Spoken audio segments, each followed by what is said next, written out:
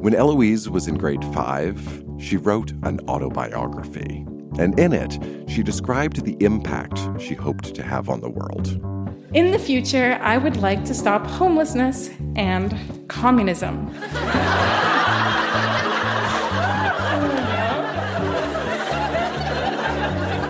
Communism is a horrible end sentence. If I couldn't cure homelessness without communism, I would like to help a few homeless people without communism.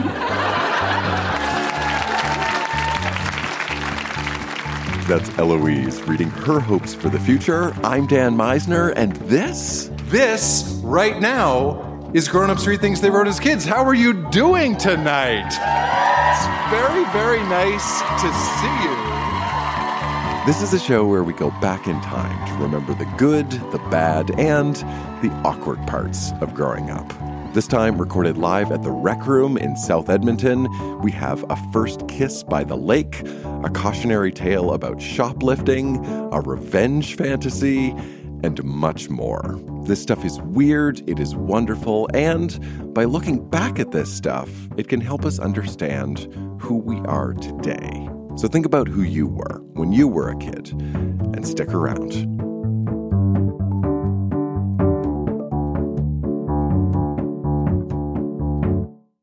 When Anna was 17, she had her first kiss. And when she wrote about it in her journal, she included a lot of detail.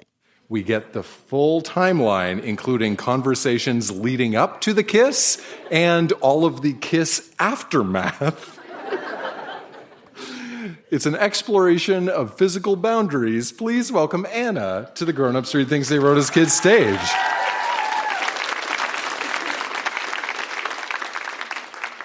Journal. Oh my word. You will never, ever believe what happened tonight.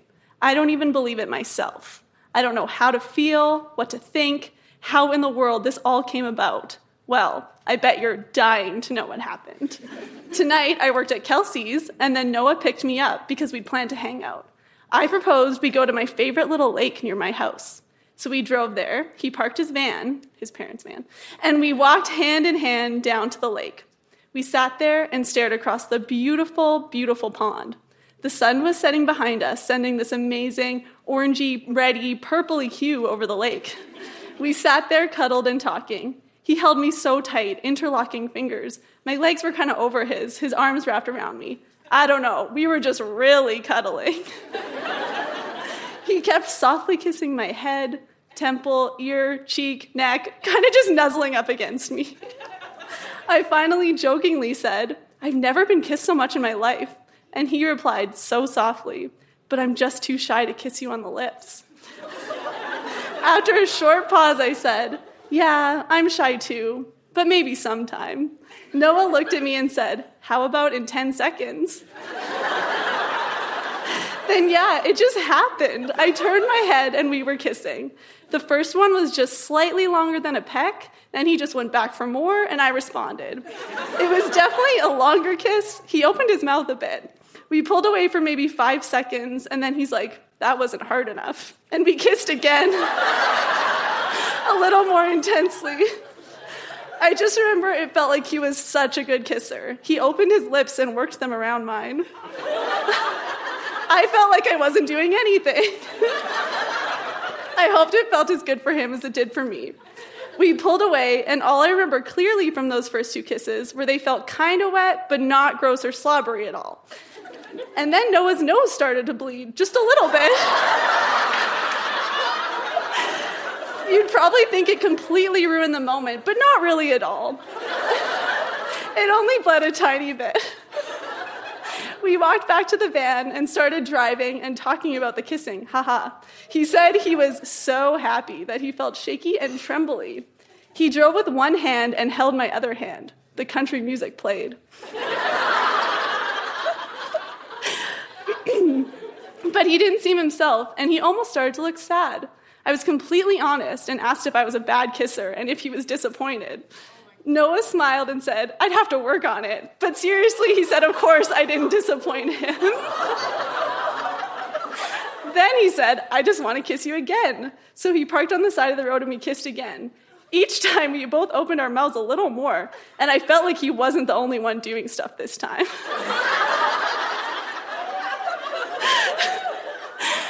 Then I told Noah we still actually needed to talk about the future. I told him I needed a bit of space for the next month so I could focus on school. And he totally agreed to back off, not sure if he really will. And I told him I wasn't ready to be committed when I left for university. He didn't say much to that. Then we just kept driving, and each time we passed the turn to my house, we just kept going. Neither of us wanted him to drop me off.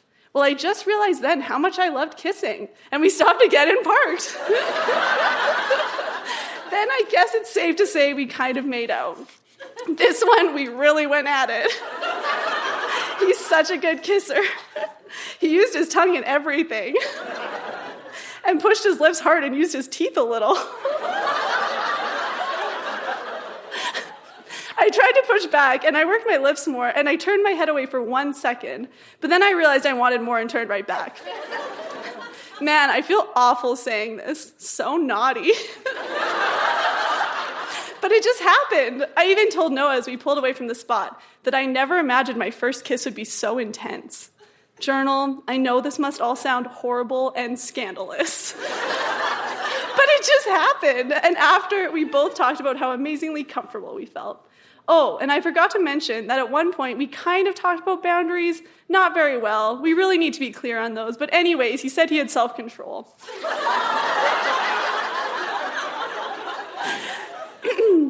Then we finally parked in the driveway and we both got out. Right as we got to the front steps, Noah grabbed to stop me and almost breathlessly said, "One more, Anna." As I said no and began to pull away, he seemed so desperate and begged, "Please, please, one more." I really pulled away then, and he's like, "Wow, sorry, I'm like an animal." I kind of just smiled. I honestly loved that he wanted me that bad. Anyways, I hugged him goodnight, and that was that. So there you are, Journal. I had my first kiss on a bench at sunset overlooking the lake. Then we hardcore kissed at multiple stops around the neighborhood, which probably wasn't the best idea, but I don't regret it because it kind of felt amazing. The end.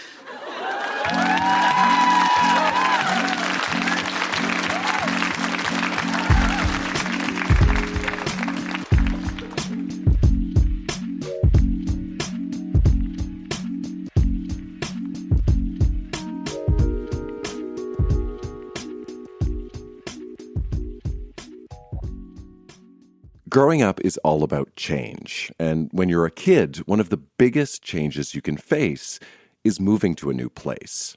When our next reader, Kelly, was in grade 5, her family moved from a town called Kalmar to a town called Devon. Now, Kalmar and Devon are pretty close. It's about a 10-minute drive between the two. But to Kelly, who was 10 years old at the time, the move was a really big deal. And as a way of dealing with her feelings, Kelly decided to write a letter to her future self. Please welcome Kelly to our stage.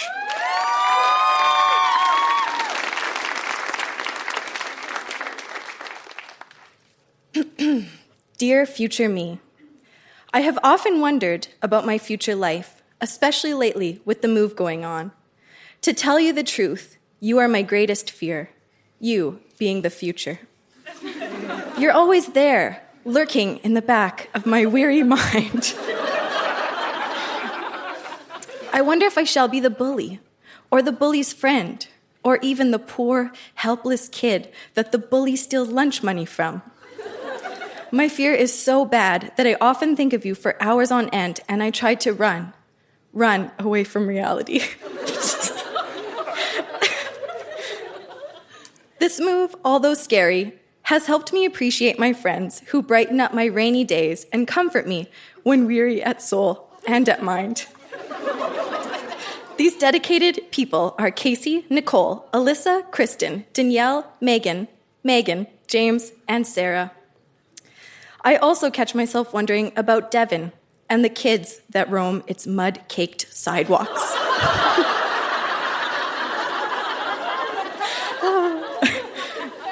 School, on the other hand, is a place that I can relax and be with friends, while also doing exceptionally well. While on the topic of school, I'd like to mention that I got a slip today notifying that I'm going to be receiving an award this Wednesday, as it will be my final day of school. I am going to treasure this summer with all my heart and waste not 1 minute, for it shall be my last summer in Kalmar. I will miss looking out onto the field and playing with tons of people I didn't even go with, and going anywhere I wish and being able to say hello to everyone. That sold sign placed on our front lawn gives me an uneasy feeling and makes a tear trickle down my frost-cold cheek in the dead of summer. Your past and your future, Kelly Bennett.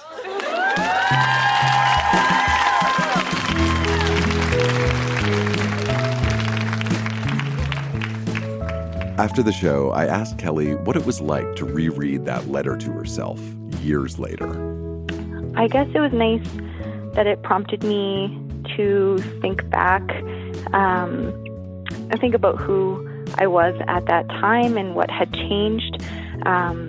It also made me feel a little sad to know that those were real feelings, and I was so scared about the future and what moving to a new town would be like.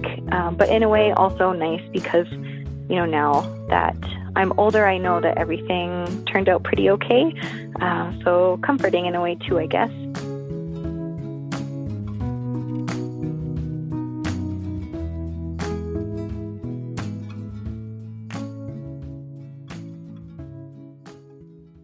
A big part of growing up is challenging authority, understanding what the rules are, and in some cases, breaking those rules.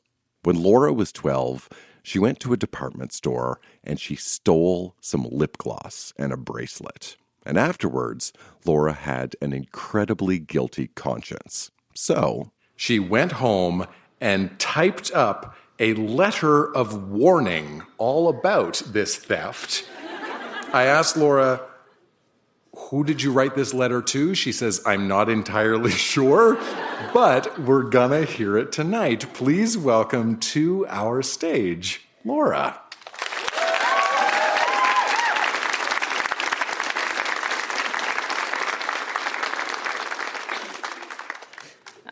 So this was written in grade 7. I don't know who I wrote it to because the envelope I found it on said, private, do not read, so I don't know who I meant it for, but I opened it and read it, and it said, hello, my name is Laura. I have curly brown hair that sometimes looks nice, but usually looks like a mop. I have 2 little sisters, age 9 and age 3, and both of them have, since they were born, been pests. I don't know what my life is like, I won't talk about. You'll have to find that out yourself.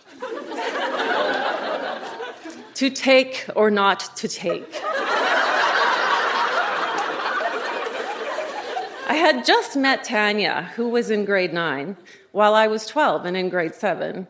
We were shopping and having a good time too, when suddenly, horrors, we both ran out of money. At first, running out of money didn't seem to affect us much until we came to the lip glosses. They costed only $3.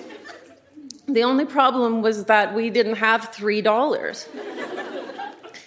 We should take one, I said jokingly. That was the worst mistake of my whole entire life. You want to? She asked. I, like an idiot, shrugged and said, yes. We then very sneakily took 2 lip glosses. Later on, we also took 2 bracelets. Woe to me. I thought it was fun. Well, I thought I could live through the blasted nagging of my conscience. I even told lies to my mom. By the way, Mom, did you see the bracelet Gordy gave me? Easy as pie.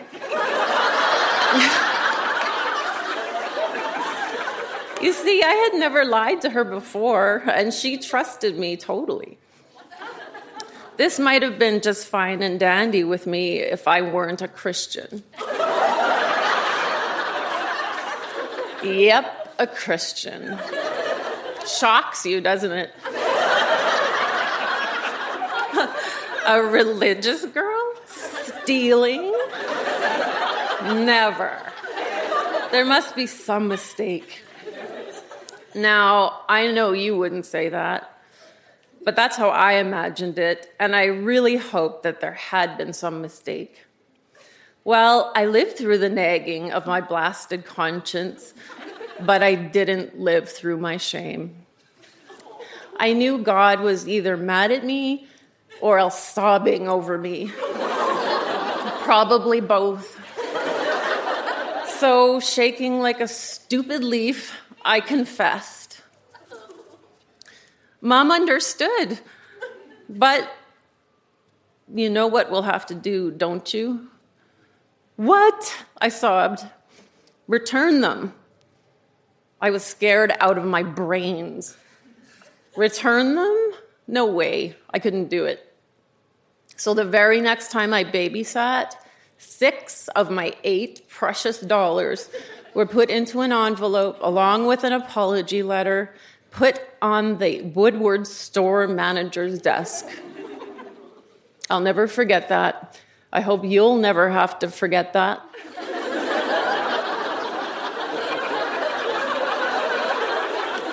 And that someone can learn from my mistake. Your friend, Laura.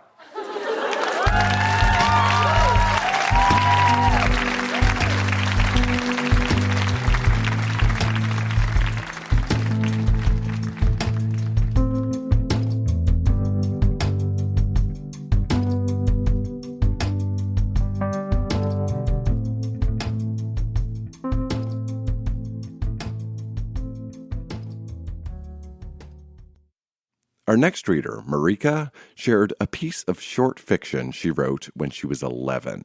It's a story all about a man named Jeremiah. But she says she had no idea how to spell the name Jeremiah, so it changes quite a lot. And what you need to know about Jeremiah in this story is that he sees his ex-girlfriend with a new guy, and we'll find out what happens next. She says it gets dark for an 11-year-old, and it is fully illustrated, so ask to see the illustrations during the break. Please welcome to our stage, Marika.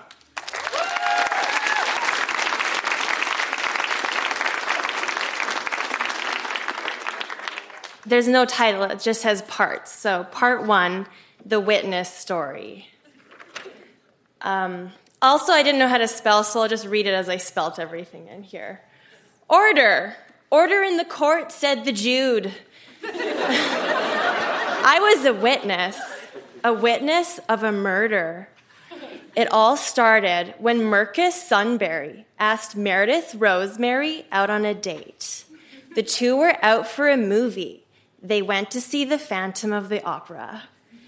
Everything on the date went fine until Meredith's ex-boyfriend found out his little blonde-haired, green-eyed girl was going out with my buddy, the wannabe. They called Marcus the wannabe because he's always trying to play or learn football. When Marcus plays football, he looks like a rag doll, trying to stay upright as he runs, trying to catch a slippery, slimy ball. I even sometimes have to admit he's not your everyday athletic guy. Part 2, sweet revenge. Jeremiah Penting, you have been accused of murder and temptation of murder, said the Jude. It's true, I did commit murder. It all happened when one day I had been coming home from party. I was drunk. As I got in taxi bringing me home across the street, I say, Marcus, that wannabe, kiss my girl. And what made me even more mad was that she kissed him right back. Mr. Penting, wasn't she your ex-girlfriend? Said the Jude. Well, yeah, I guess, but that's just 'cause she wanted to be more free. When I saw that kiss, I could swear my eye turned fiery red. Jeremiah Penting, said the Jude. After you saw Marcus kiss Meredith, what did you do? Well, I decided that to handle this situation, I would have to feel more confident. I took out my bottle of, I don't really know what it was, but it sure made me drunk. I drank the whole bottle.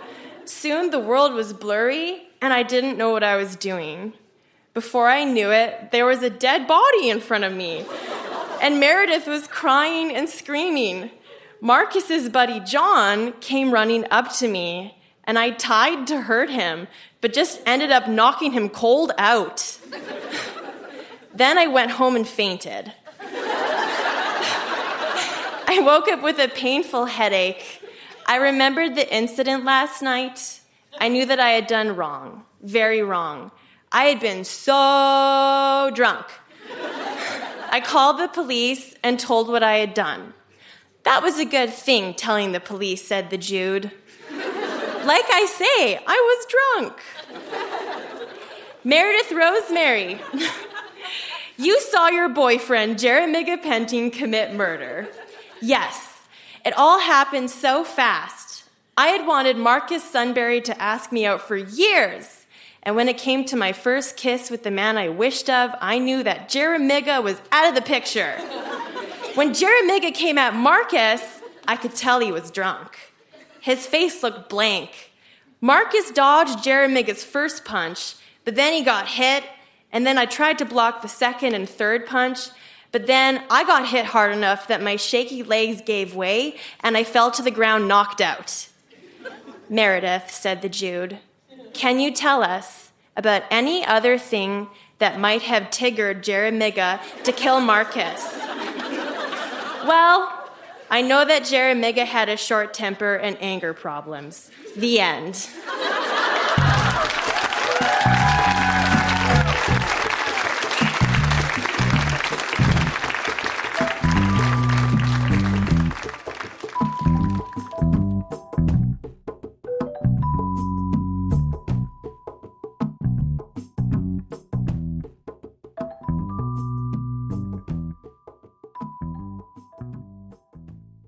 When you're a teenager, it can be stressful to ask somebody out on a date. But it can also be really stressful to be the one asked out on a date. When our next reader, Sally, was in junior high, she kept a diary. And at our Edmonton show, she shared an entry from a particularly stressful day. Dear Diary, this could easily be classified as one of the worst days in the history of my diary. Okay, so it was good until about halfway through the fifth period of the day, math. There was approximately 28 students sitting, working on adding on subtracting integers. My teacher was like, if anyone needs an explanation as to why we convert the last two integers, come to see me. So about 12 students go up to the desk. This includes me and Sophie, my friend who sits next to me, so no one's at the desk and table that we sit at. So me and Sophie go back to our desk, and there's a beautiful JK, just a normal piece of lined paper that I kind of wished I hadn't read. It was from Conrad.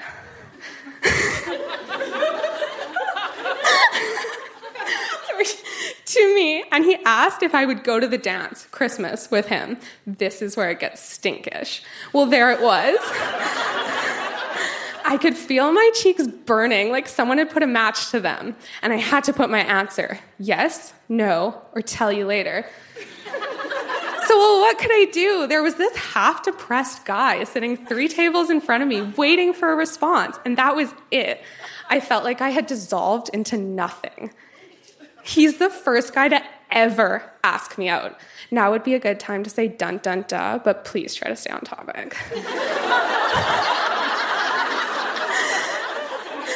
So I circled no, and at the bottom I wrote, Conrad, thanks for the invite, but I'd really rather go with a group of friends. Sorry, Sally.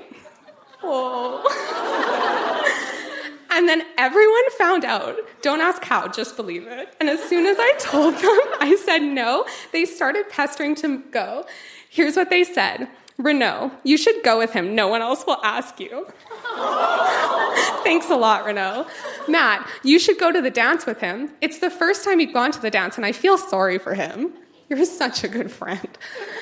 Pretty much anyone else who knew asked me what I said. I said, no, you freaks, now shut up. So then I gave him the note, and what I heard was a sniff, and he walked away without another word. And from then on, everything just got worse. My MP3 is broken, my agenda's missing, and my pen is running out of ink. What did I do wrong, God? I said no, but so did Danica and like 3 other girls, but I don't think that this happened to them. Well, I guess that's all. Pray for a better day. Good night, Sally.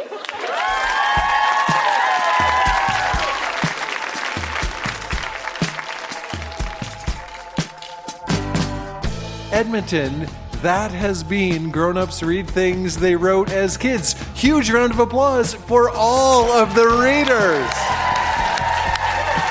So good.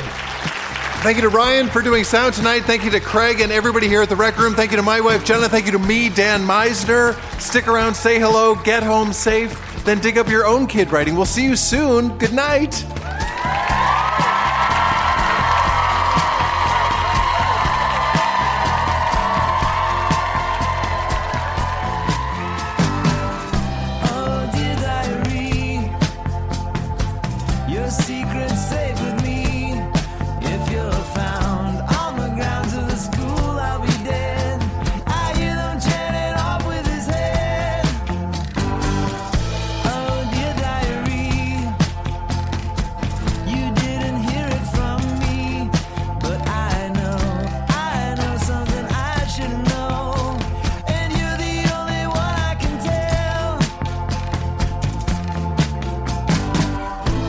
And then Noah's nose started to bleed, just a little bit.